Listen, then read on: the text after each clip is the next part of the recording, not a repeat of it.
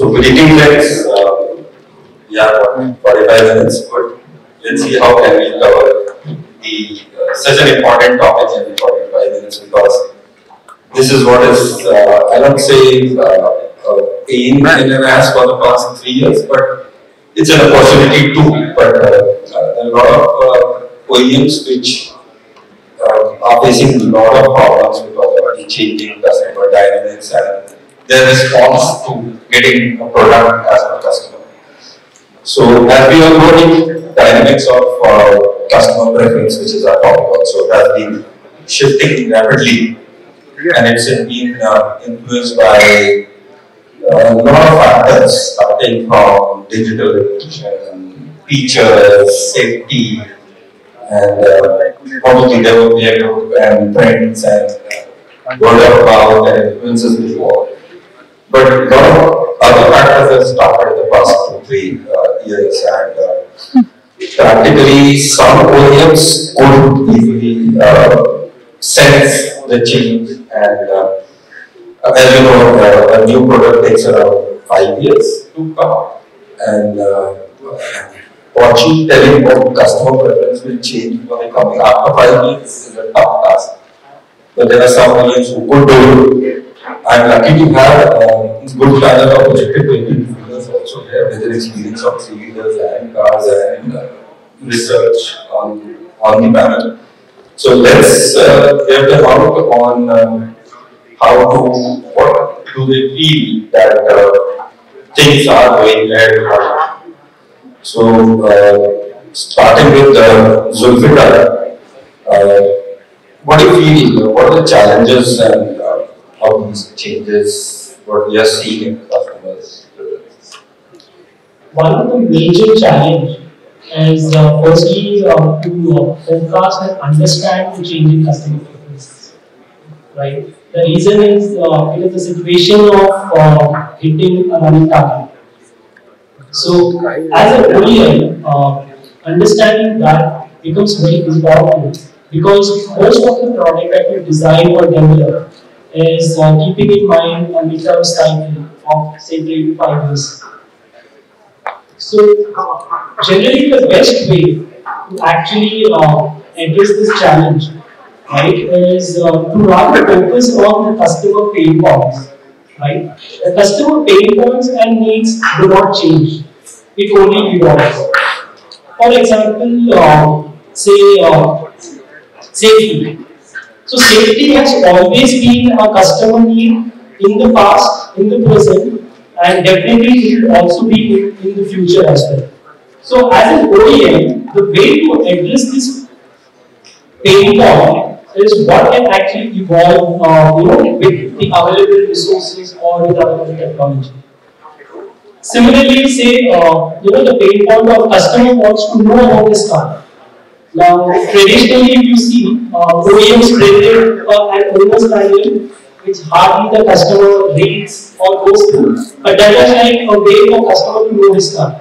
That evolved to a digital media, and now today is the place of generative AI, when OEMs are exploring ways to inform the customer about his own car. So that's why it becomes very important to focus on the pain points rather than the feature or the preference.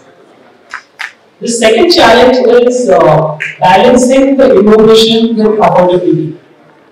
Indian consumers are very value conscious, right? So getting the value proposition right becomes very important for the OEM before building the product. And the last point that I would want to mention is about customer experience. Right? We can come up with a lot of features or lot of customer preferences, but providing that feature or use case seamlessly to the customer, right? That is what the key point of license. So I think that's also a point of challenge that needs to be addressed by the OEM to provide a good customer experience. So add on to this recent customer, you are representing Mahindra, and Mahindra would be having some 1,000 touch points. Starting from metro to tier 3 town. Don't take it personally, I'm on Android, but so how do you give that seamless? Because you can't expect a similar kind of experience from a metro employee to a rural employee from and the religion where the talk is not very soft and the other religion where the talk is very upfront. So how do you? I think there is a popular way that projects the Indian market. So the beauty about India is each geography itself has its own attributes and its own needs, behavior, and a lot of this. So addressing this, it is like a country in itself, each state of India. So I think a very good question. So generally, how we do it is identification of the customer personas. Now, customer personas are typical combination of traditional customer attributes like geography, occupation, and things like that, along with qualitative attributes such as whether the customers are tech savvy, right? Whether the customers are more inclined towards the vehicle, whether for them is the vehicle commodity or whether they are enthusiasts of the vehicle. And we identify these customer personas like primary, secondary, and tertiary. And whenever we try to build a product, we always try to strike a balance so that none of these customer personas are upset or struggling with any of the feature or any of the offering that we do.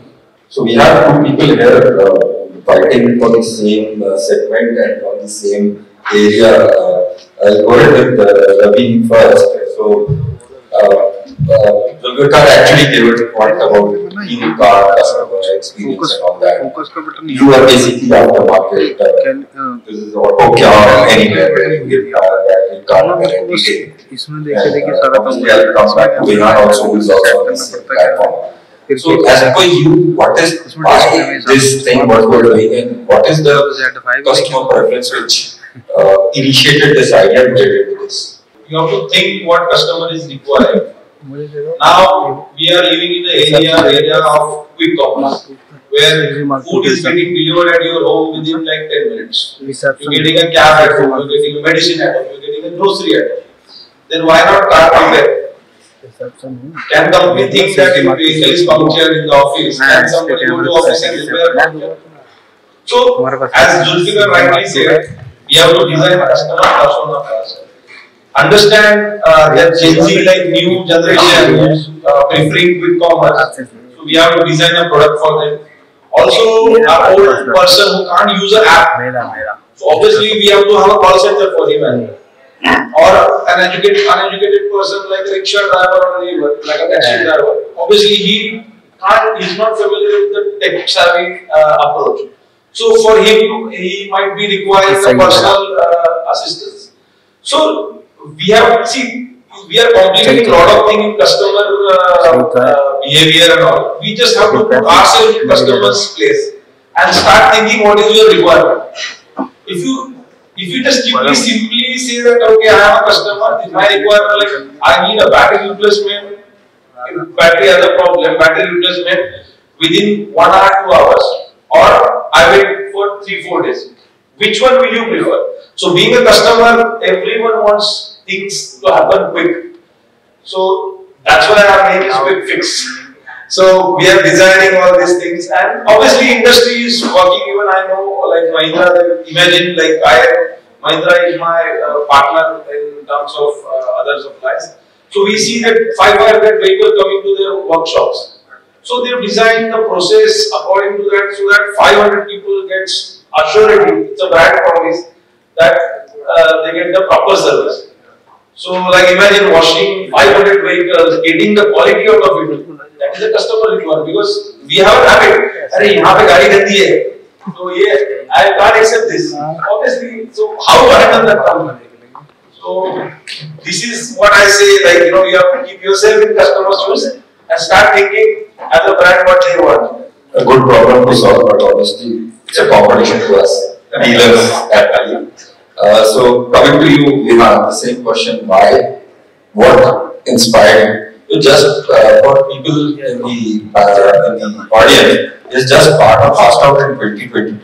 And the time when people should enjoy their life is working hard and creating a competition with for quick.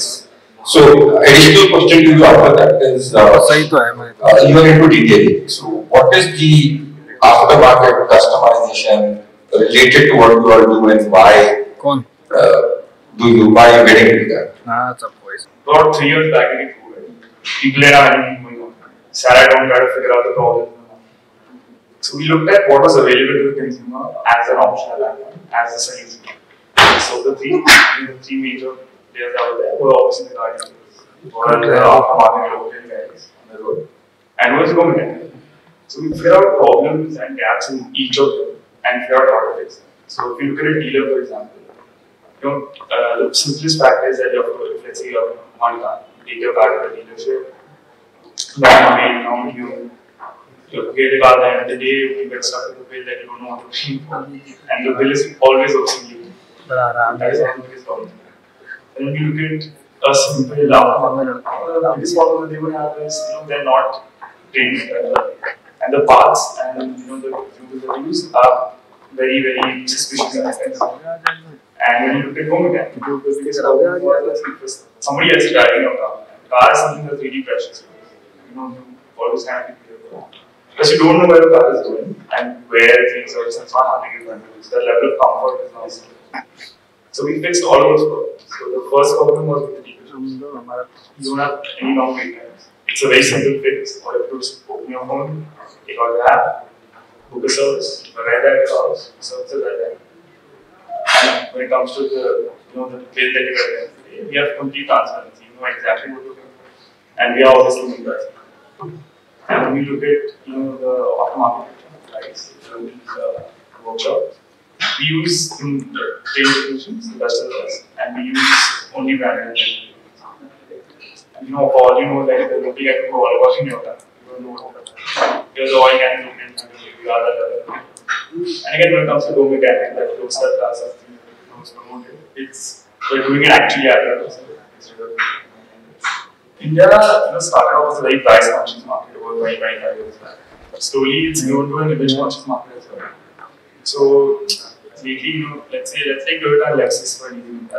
They're part of right? So a lot of what happens is I'm seeing Toyota Camrys with Lexus grades. Because people don't want to spend that extra cash really. And that they do the welfare as well. They're already a high-end car. They're using the regular welfare in the Alpha. That's not we do. And obviously, I'm sure all of us have seen a Mercedes C-Class with the C63. Right? So at the end of the day, people want the best at the lowest price possible. And people are going to go lens above and beyond and on the. So I'll come last to Apeksha because you have to sum this up if we have time. Coming to Vihaan, so coming to you now, you have been in RE, mass market, now you are into electric two-wheelers. Whatever we have talked about customer perception, is it different in electric vehicle space or is it is the same story all across? And what are the changes you are looking at? Yeah, so in my view, actually, with respect to the customer preferences, one is from a product perspective where most of the OEMs are being able to improve in terms of the innovation and the technology advancements and all that. So they are able to live up to customer expectation in terms of the product.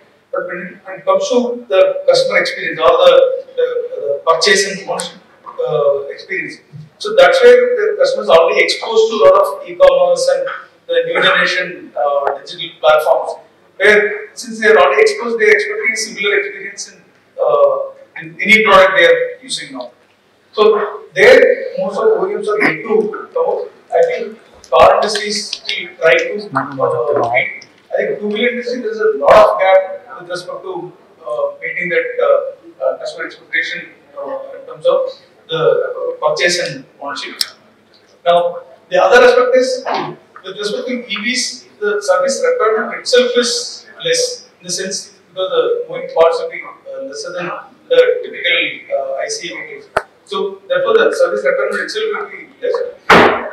Under such a scenario, when the customers are expecting those surveys and when the product itself doesn't call for service, I think the entire business model itself needs some revisit. Because today, if you look at the entire automobile, the entire business model is built around the aftermarket also as a revenue stream. I think this is one of the industry where aftermarket is considered as a revenue stream.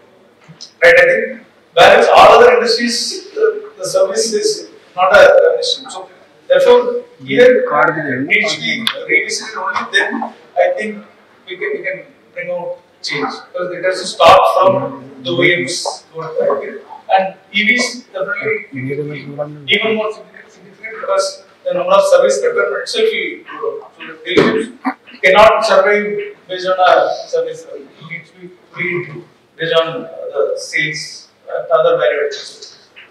So, a question for you: you are handling EV and you two-wheeler electric vehicle from Raipur, and you had been in the three-wheeler category. What shift, with your experience in three-wheelers and in this electric vehicle two-wheelers, what shift are you seeing towards customer preference, and how is the OEMs across EV two-wheelers working on that? We give you a matter of players. Topmost company from Mahindra,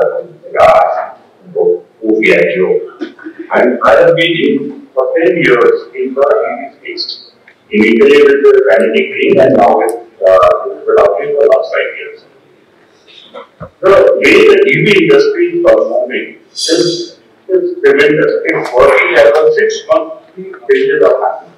In the way the consumers are now looking at. If I look at the EV requirement for the consumer 10 years back, it was very digital adequate. When we wanted everything of the IC, but just electrification. Then it was only considered to be an environment friendly. The red estate was a big difference to cater to. And there was the only thing they would have was operating cost. Here, again, these are the operating costs. But in the last 2 to 3 years, the consumer preference is moving towards a new trend. They are looking at EV as an area of innovation. They want everything for the latest technology. That's green.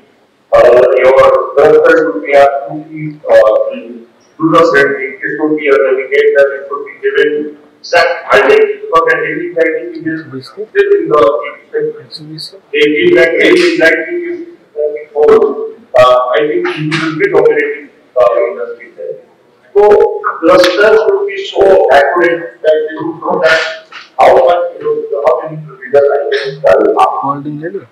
We were not serving. Then the battery technology. The battery technology today is being looked at as complicated that energy, not just a number. It's a calculated energy where you can go at what speed, at what speed, I'm going to do what is going to be the light, or what is going to be my charging time.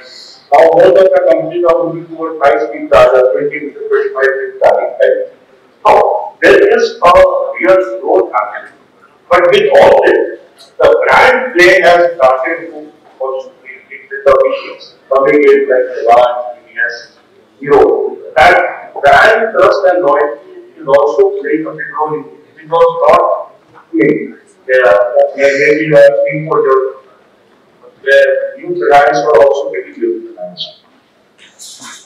All in all, what I see today are two main things which have been looked at in the EV, and which is all the companies are working very hard for. One is behaviour, and second is these two are the crux of success of any company in the coming years. Thank you very much, well said. So coming back to the last but the most important panelist, Apeksha, because we are all talking about experience and we are talking about research.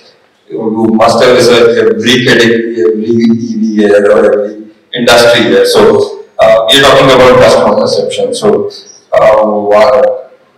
To you, whatever you think, why did it change? What does customer think before buying an EV or a car or a two-wheeler or any automobile? And what has changed in the past some 2-3 years? Okay, so I'm going to go back. First of all, thank you for having me here. So I'm going to go back to one of your original points that in an industry where the product life cycle or the product development cycle is a bit of 4 to 5 years that we're working on. How do we go future gazing? How do we even understand what the customers want 5 years from now? And if our customers are sufficient enough to be able to even articulate what they want now versus talking about what they want 5 years back from now. So, we are in the business of consumer research and, bringing the consumer voice to consumers. And, in the last 13 or 12 years, we've seen a massive shift in the way that customers are talking about automotive. So, I'm going to make it very simple for the audience here and talk about, like we talk about masters, hierarchical needs, and talk about the consumer. The same thing is applicable to the automotive space as well.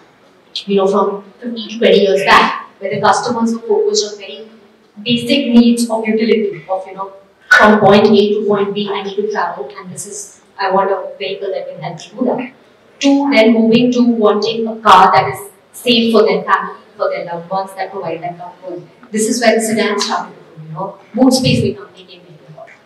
Then it moved to image, status, exterior design. People wanted cars that were stylish, that made them look aspirational in front of others. To today, where the customers still remain value conscious, but they want the best experience. And when we talk about experience, it is not just about the experience or the product experience. It is a holistic experience of the ownership of the vehicle. And that is where, when we talk about things like safety or new technology or services, this is where the, differentiation starts happening. In the market today, when the market is so cluttered with so many products, all offering the same thing, it is those small things that actually start creating differentiation.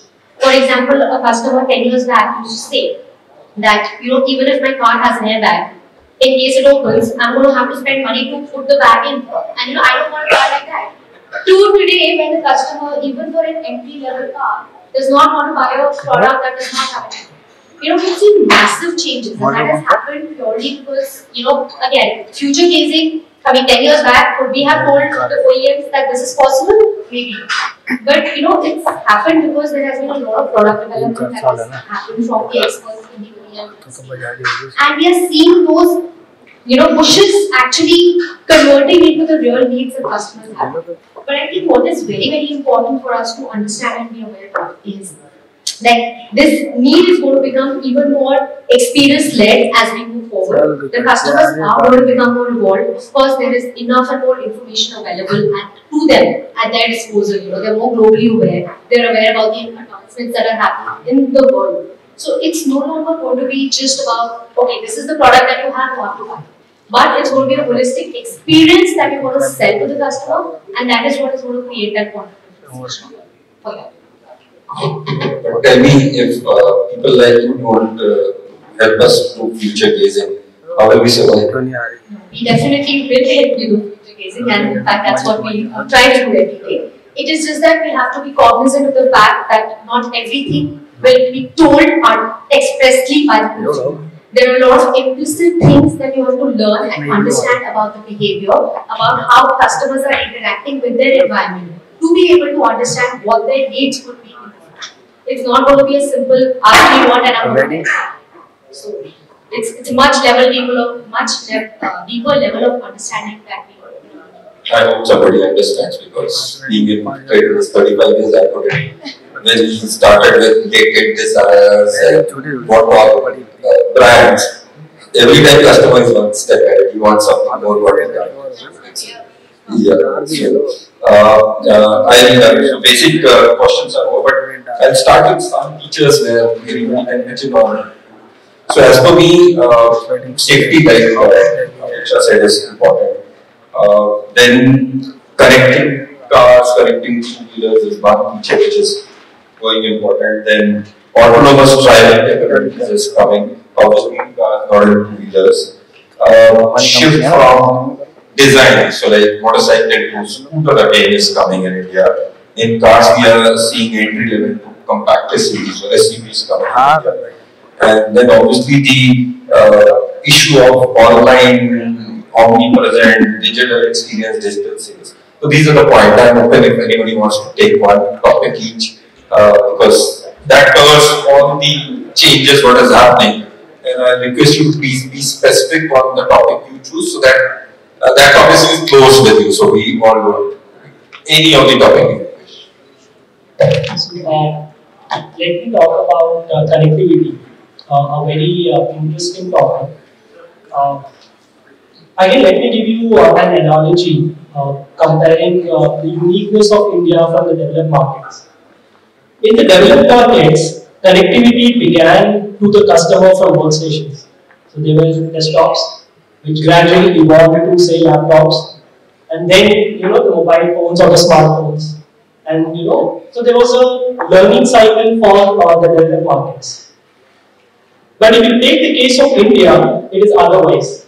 Smartphones and internet penetration is cheap and available all across India, right? So it is a different ballgame altogether.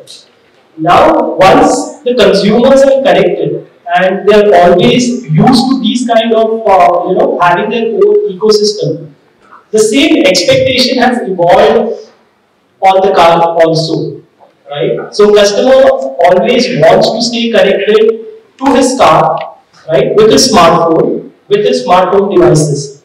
So that actually evolves the customer preference, right? So the same playlist that you listen to at home on your smartphone, you expect the same thing to be available on the infotainment system without any extra effort, right? The same navigation that you expect, you want it to be beamed onto your activate of the car.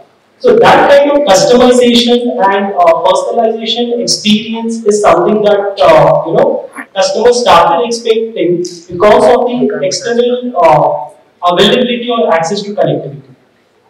Discuss something deeper. If you don't want to answer it, this was the customer experience with the digital or the connected. If I take you deeper towards the data you are collect from the connected cars, with the data privacy going on, and when there is a problem with a vehicle, you say as per data which you collected from the car, the customer is telling lies, but you are not able to share with them because of this crazy. Then why do you collect those data if you are not able to use it when needed? Or is it allowed that you should collect those data? If you want to answer. Vinkesh is asking you a questions now. So I think not a very straight or in detail answer to it, but to satisfy certain use cases of the consumer, right? Be it connected car features or connected services like remote control, remote check, remote vehicle health monitoring. To provide these kind of use cases to the customers, there is a set of data that we have to collect from the car, right? And we analyze that data and we provide the use case to the customer. Now, having said that, as an OEM, we take immense importance on the way the data is collected, handled, and sent back to the customer. So the entire PII, the personal identification information, is something that is always decrypted. So you will be able to recognize that some car has some kind of data, but not that X customer's car or X Y customer's car has such kind of data. So those kind of things is something that we handle. So every customer should know koi data is. So that also, I think, with the PDP coming in now, I think the government has taken a very good initiative. I think two things are noted to speak. One is the amendment to AIS 706 draft, right? So that talks about the detail, what is the way the OEM needs to design the connected services to the customers. So there is a guideline. Thank you. So we now go towards one topic of customer experience from a very serious topic of data breach and privacy. So mostly now you see many brands are coming up with different activity other than the vehicle. Like you see, they are building the community. Like Royal Enfield are building the community. So if you own a Royal Enfield, that's a status symbol. So that you go on a ride. Like Mahindra also has done something for off-roaders. So like they launched our Mahindra car and they took all the enthusiasts to the mountains and the snow and all. So building this kind of a experience also, like tire companies, not just only selling tires, now they are also getting people to play golf. So this is like a building community, building love among the customers, so that products automatically get sold. So any organization don't need to think only about their product. They also need to revolve around the customer, engage with the customer, take their feedback, and create a love. That's what I feel. It's very important in today's era. Good, thanks. So, what is the lead estate was a big nuisance to cater to. And there was the only thing they would understand is the operating cost. Yes, against diesel or petrol, the operating cost is good. But in the last 4 to 3 years, consumer preference is moving towards a new gen vehicle. They are looking at EV as a really a high-tech vehicle. They want everything of the latest technology. The screen, your cluster should be absolutely user-friendly. It should be a navigator. It should be giving exact mileage, because that range anxiety thing is still in the EV segment. They feel that range anxiety, if it goes, I think EV will be dominating industry then. So the cluster should be so accurate that they could know that how many kilometers I can travel now, which was not earlier. Then the battery technology. The battery technology today is being looked at as something which is that it is not just an energy. It's a calculative energy where you can know at what speed, at what usage I am going to use this battery, what is going to be the life, or what is going to be my charging time. Now most of the companies are moving towards high-speed charger, 20 minutes, 25 minutes charging time. So there is a real growth happening. But with all this, the brand play has started to also play big with the biggies coming in like Bajaj, TVS, Hero. That brand trust and loyalty is also playing a big role in EV, which was not maybe 3-4 years where new brands were also getting recognized. All in all, what I see today, the two main things which is being looked at in the EV, and which is all the companies are working very hard towards it, is one is reliability and second is safety. These two are the crux of the success of any EV company in the coming years. Thank you very much. Well said. So coming back to the last but the most important panelist, Apeksha, because we are all talking about experience and you are talking about research. You must have researched every category, every EV here or every industry here. So we are talking about customer perception. So to you, whatever you think, why did it change? What does customer think before buying an EV or a car or a two-wheeler or any automobile? And what has changed in the past some 2-3 years? Okay, so I'm going to go back. First of all, thank you for having me here. So I'm going to go back to one of your original points that you made, that, in an industry where the product life cycle or, the product development cycle is a minimum of 4 to 5 years that we're talking about. How do we do future gazing? How do we even understand what the customers want 5 years from now? I mean, our customers, sufficient enough to be able to even articulate what they want now versus talking about what they want 5 years back from now. So, we are in the business of consumer research and, bringing the consumer voice to OEMs. And, in the last 13 or 12 odd years, we've seen like a massive shift in the way that customers are talking about automotive. So, I'm going to make it very simple for the audience here and talk about, like we talk about Maslow's hierarchical needs for the normal consumer. The same thing is applicable in the automotive space as well. From 15 to 20 years back, where the customers were focused on very basic needs of utility, of, from point A to point B, I need to travel, and I want a vehicle that can help me do that. To then moving to wanting a car that is safe for their family, for their loved ones, that provide that comfort. This is where the sedan started to grow, boot space became very important. Then it moved to image, status, exterior design. You know, people wanted cars that were stylish, that made them look aspirational in front of others. To today, where the customers still remain value conscious, but they want the best experience. And when we talk about experience, it is not just about the service experience or the product experience. It is a holistic experience of the ownership of a vehicle. And that is where, when we talk about things like safety or new technology or services, this is where the differentiation starts mattering. In the market today, when the market is so cluttered with so many products, all offering the same thing, it is those small things that actually start creating a differentiation. For example, a customer 10 years back used to say that, even if my car has an airbag, in case it opens, I'm going to have to spend money to put the bag in. And, I don't want a car like that. To today, where the customer, even for an entry-level car, does not want to buy a product that does not have an airbag. We've seen massive changes, and that has happened purely because, again, future gazing, 10 years back, could we have told the OEMs that this is possible? Maybe not. But, it's happened because there has been a lot of product development that has happened from the experts in the OEM space. And we are seeing those, pushes actually converting into the real needs that customers have today. But I think what is very, very important for us to understand and be aware of is that this need is going to become even more experience-led as we move forward. The customers are going to become more evolved. Of course, there is enough and more information available to them at their disposal. They're more globally aware. They're aware about the advancements that are happening in the world. So it's no longer going to be just about, okay, this is the product that you have to buy it. But it's going to be a holistic experience that you're going to sell to the customer, and that is what is going to create that point of differentiation for them. But tell me, if people like you don't help us do future gazing, how will we survive? No, we definitely will help you do future gazing, and in fact that's what we try to do every day.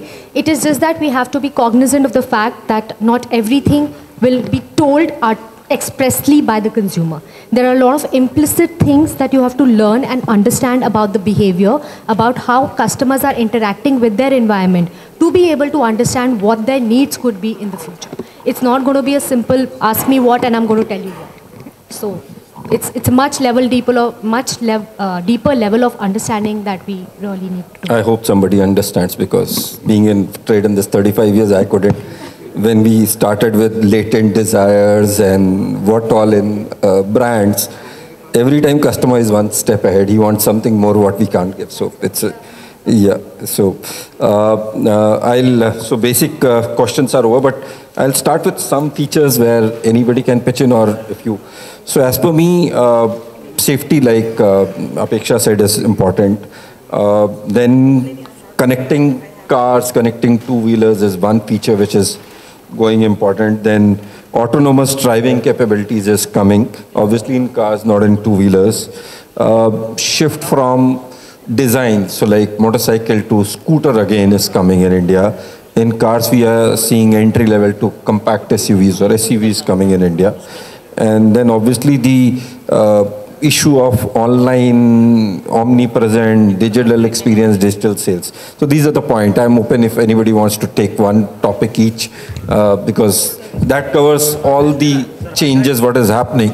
And I'll request you to please be specific on the topic you choose, so that that topic is close with you, so we all don't repeat. Any of the topic you wish. So let me talk about connectivity, a very interesting topic. Again, let me give you an analogy comparing the uniqueness of India from the developed markets. In the developed markets, connectivity began to the customer from workstations. So they were desktops, which gradually evolved to, say, laptops, and then, the mobile phones or the smartphones. And, so there was a learning cycle for the developed markets. But if you take the case of India, it is otherwise. Smartphones and internet penetration is cheap and available all across India, right? So it is a different ball game altogether. Now, once the consumers are connected and they are always used to these kind of, having their own ecosystem, the same expectation has evolved on the car also. right? So customer always wants to stay connected to his car, right, with his smartphone, with his smart home devices. So that actually evolves the customer preference, right? So the same playlist that you listen to at home on your smartphone, you expect the same thing to be available on the infotainment system without any extra effort, right? The same navigation that you expect, you want it to be beamed onto your head unit of the car. So that kind of customization and personalization experience is something that, customers started expecting because of the external availability or access to connectivity. Zulfiquar, something deeper. I know if you don't want to answer it, you are open to. This was the customer experience with the digital or the connected. If I take you deeper towards the data you all collect from the connected cars, with the data privacy going on, and when there is a problem with a vehicle, you say as per data which you collected from the car, the customer is telling lies, but you are not able to share it with them because of this privacy and all. Then why do you collect those data if you are not able to use it when needed? Or is it allowed that you should collect those data if you want to answer? I think Vinkesh is asking me all tough questions now. So I think not a very straight or in detail answer to it, but to satisfy certain use cases of the consumer, right? Be it connected car features or connected services like remote control, remote check, remote vehicle health monitoring. To provide these kind of use cases to the customers, there is a set of data that we have to collect from the car, right? And we analyze that data and we provide that use case to the customer. Now, having said that, as an OEM, we take immense importance on the way the data is collected, handled, and sent back to the customer. So the entire PII, the personal identification information, is something that is always decrypted. So you will be able to recognize that some car has some kind of data, but not that X customer's car or X Y customer's car has such kind of a data. So those kind of things is something that we handle. So every customer should know koi dekh raha hai usko. So that also, I think, with the PDP coming in now, I think the government has taken a very good initiative. I think two things are notably to speak. One is the amendment to AIS 706 draft, right? So that talks about the detail, what is the way the OEM needs to design the connected services to the customers. So there is a guideline. Thank you. Thank you. So we now go towards fun topic of customer experience from a very serious topic of data breach and privacy. So mostly now you see many brands are coming up with different activity other than the vehicle. Like you see they are building the community, like Royal Enfield are building the community. So if you own a Royal Enfield, that's a status symbol, so that you go on a ride. Like Mahindra also has done something for off-roaders. So like they launched a Thar, Mahindra Thar, and they took all the enthusiasts to the mountains and the snows and all. So building this kind of a experience also, like tire companies, not just only selling tires, now they are also getting people to play golf. So this is like a building community, building love amongst the customers, so that products automatically get sold. So any organization don't need to think only about their product. They also need to revolve around the customer, engage with the customer, take their feedback and create a love in their heart. That's what I feel it's very important in today's era. Good, thanks. So one of the things that I want to talk about is how the internet has really modified and changed the entire industry of auto over the last 20 years. Is the sheer amount of information that a customer has to their beck and call is unbelievable. If you go back 20 years, when you walk into a Hyundai dealership or you walk into a Toyota dealership or you walk into a Mahindra dealership, you know what the salesman has told you, that's it. That's all you know. But now, the second you walk in, you probably know more than the salesman, right? Because you've done like 5 weeks of research before walking into a dealership. And that has really, gotten OEMs to pull up their sleeves. Because the second the customer has that much information, you have to make sure your product is the best possible that it can be. So, for example, like she talked about safety or about, you talked about safety, it's become a need and then it grew into a want now. So, having that information that, okay, this has 4 airbags, this car has 6 airbags, and knowing the safety and advanced features that each of the cars have, the customer can make a more informed decision. And in order for an OEM to make sure their car sells the most, they have to have access to every single one of those features. And that information has really gotten OEMs to pull up their sleeves. Thank you.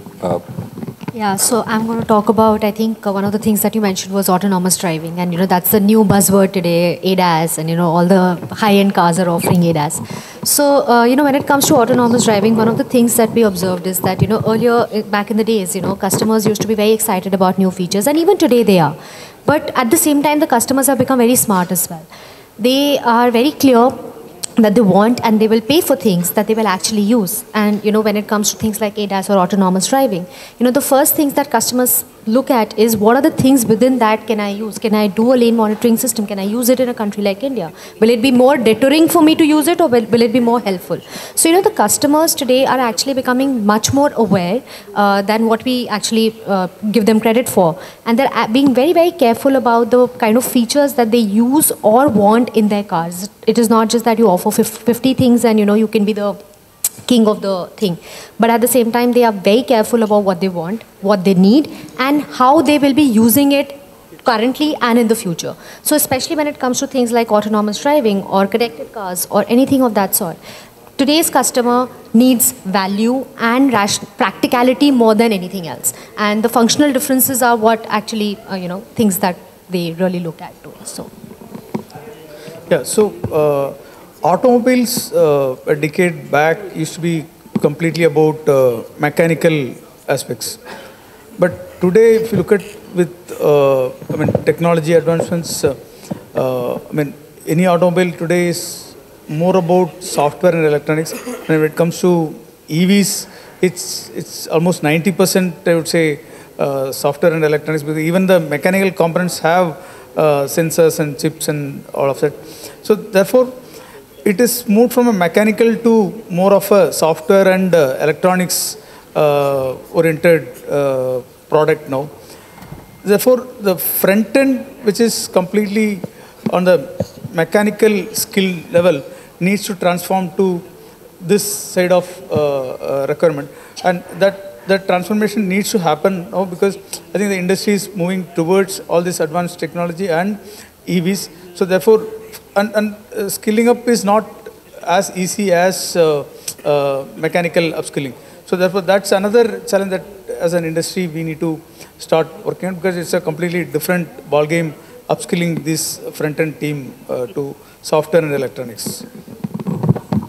Thanks. I feel Arindam is there somewhere around. It's a challenge to both of us, skilling.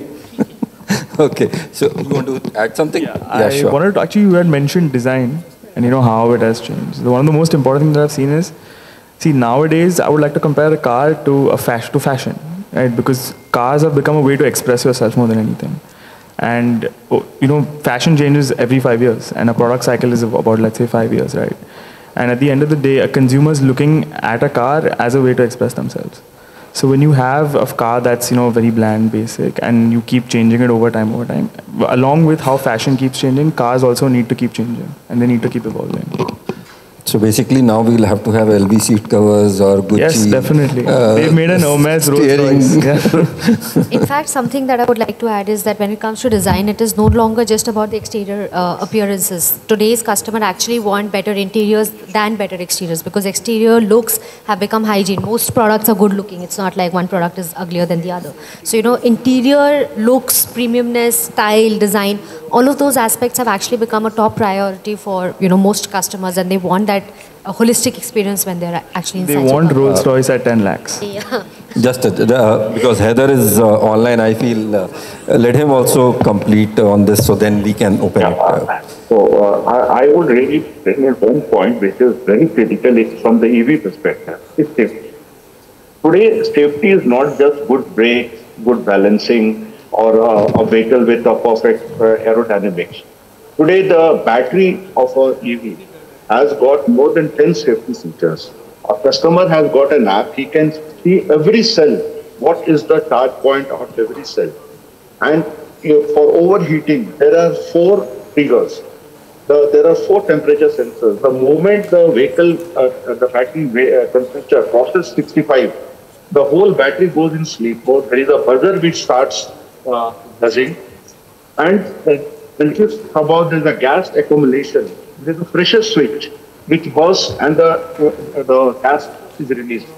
So a complete safety features have been built in. Even there are companies I know who are coming up with self-balancing scooters. You don't have to, on a traffic light, you don't have to put your seat down. The vehicle will automatically be in the standing mode. So there is a huge amount of requirement for safety in EV. If you are able to convince the customer that yes, it is 100% safe vehicle, you have done 80% of the job. So most of the new companies are working extensively on increasing the safety features, not on brakes and other things. That is 90. That has to be there. On the overall performance safety of the vehicle. Thanks, Hyder. One point I want to add in the whole, we haven't discussed anything about sustainability. Maybe somebody puts in or whatever you want to say, Ravi, and then we can ask somebody to talk about sustainability also. See, sustainability is like Coca-Cola saying that we had a glass bottle and now we came to plastic bottles. Now we are sustainable because we have those plastic bottle which is recyclable. But see, you know, sustainability, every company is doing a commitment. Every tire company is manufacturing a tire which is low carbon prints. Even BS6 vehicles are coming. Again, upgradation is happening. Even the aftermarket players like battery players, so they are also working on towards a recycle of batteries.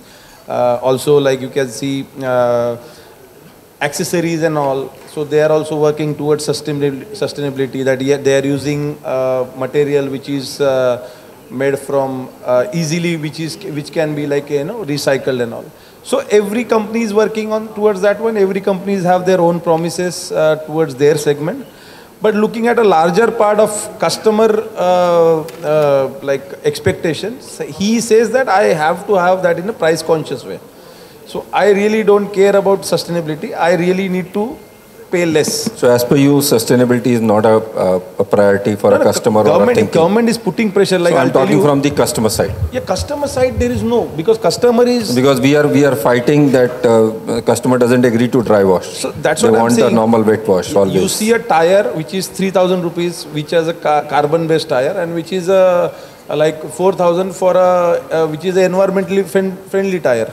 So customer is saying, I want the 3,001 tire. So that is where we'll all have to work towards. So government has to come up with the policy where they force those things to go away, like they did it before, like after COVID. BC. Government को छोड़ दो sir, बहुत कुछ कर रही हो. Let us do something on that. I feel because as dealers we are really in a we want to move out of wet wash, but we are not able to. As I said, like he was mentioning that I should have a Rolls Royce in 10 lakhs, but we still have like if you want ambient lighting which comes in BMW, you want infotainment system.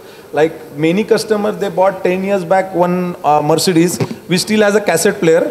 But now they want to put a touch screen, so which is possible in today's era because all the things which are available in aftermarket. So, but Vihaan doesn't know that we have a 15 lakh Wrangler also in India. Yeah. We have it. We sell it regularly. Yes. So even someday 10 lakh Rolls Royce will also come. That's what I'm saying. But if I ask you one question saying if you coming in 10 lakhs, 15 lakhs Wrangler and 1 lakh rupees Mercedes, which one will you have more like, you know, look for? So, see, these are all debatable things. So, I feel I have gone through two types of questions and I've covered everything. Anything from the audience? We have still some time. You're all important people from the field, if anything, or else then I'll ask them to summarize. Or good. So, we had actually given quite a detailed answer. So closing remarks to me, because I'm the moderator, but Apeksha, being the research head and you have really done a lot of research, you won't be able to do future gaze, but 5 years from today, a two-wheeler OEM or a car OEM, what should they work on? Don't say EV, because EV is one thing which we are fighting for the past 10 years and we'll fight for another 10 years. So, on the customer perceptions or preferences? So I think I said this before, but I'm going to reiterate that EVs happening right now, so I'm not going to talk about EV. Sustainability, as you spoke about, it's a mindset change. It's not going to happen overnight. It's going to take some time for the customers to understand what exactly will make a difference. And when it comes 5 years later, one thing that we can be sure of is that the customers will be more evolved, more aware about what they're buying. So I think when it comes to, I'm going to go back to that word, experience. And when I say experience, it's not just the product experience, it's the service experience, it is the ownership experience, it is the association experience that the customers have with the brand. That is going to become more and more important as we move forward.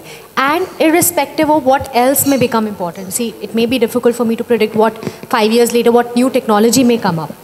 That may remain or may not remain, but experience is going to be important, and that will remain key for today's customer as well as the customers 5 years later. So end of the day, it's a problem for the dealers only, because experience, they are the touch end for the experience for anything. Yeah, so I am accepting the the challenge for going further. So I feel thanks to all the panelists. You have really spilled the beans, given the inputs, whatever you have experienced, and added to a lot of knowledge in the audience and to me personally also. I feel there is no conclusion on customer preference, because it's an ever-changing, dynamic world, and every day it changes. So, how to be ahead of it, I feel there is no rocket science or no fixed process to do it. It's depending on which city, which location, what type of customers you are.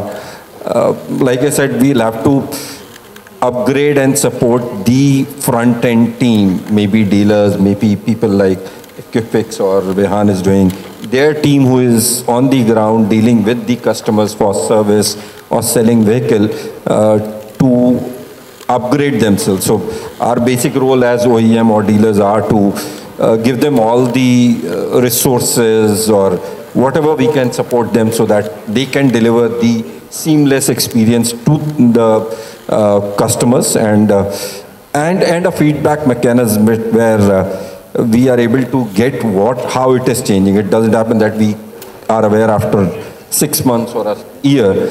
Even if one customer expects something and the consultant is able to give the feedback to managers and OEM, I feel that will help us reach. So thank you, Business World, for such a good opportunity for us also to learn, and thank you all the panelists for